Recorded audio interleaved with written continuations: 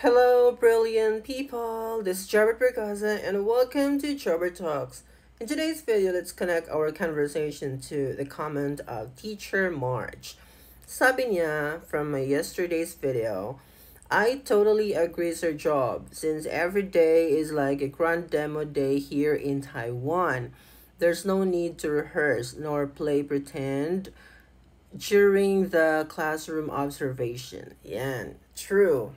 Kasi, kailangan mo talagang i-verify, i-check, tingnan lahat yung nasa PowerPoint mo. Just like me right now, I am reviewing my PPT for my gifted class today.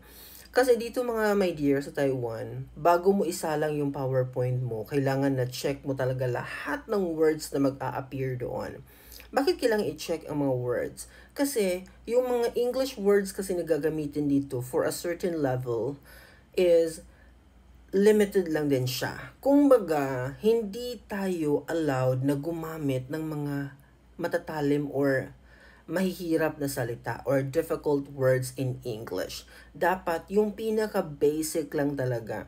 'Di ba sa atin nasanay tayo sa Philippines na gamitin ko tong difficult words para mas mag-explain pa ako ng further dito. 'Di ba? Parang ganun ang ating normal sa PH. Dito kasi mga my dear, no. Kailangan yung sa PowerPoint mo is yun talaga yung mga basic na mga words. Tapos, even yung sentence, dapat hindi siya yung mahaba talaga. You have to cut some words para mapaikli mo siya. Para pagtingin ng bata, automatically they can understand anong ibig sabihin ng sentence na yan.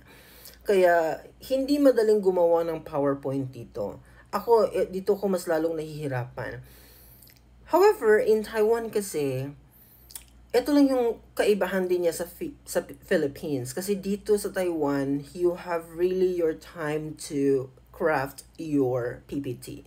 So, for example, sa isang araw na yan, ang dami mong vacant time talaga. Minsan nga yung vacant time mo, half day talaga siya of the day. Kaya meron ka talagang malaking oras or panahon para i-craft mo yung iyong PowerPoint.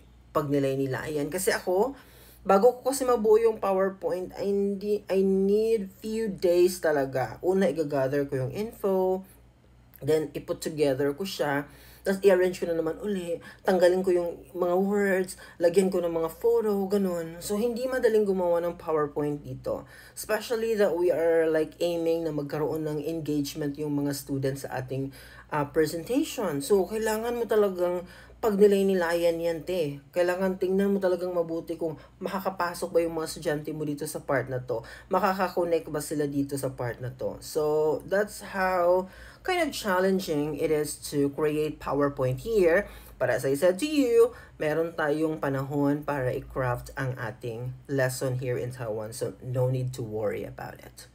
So, that's all for today. Bye-bye!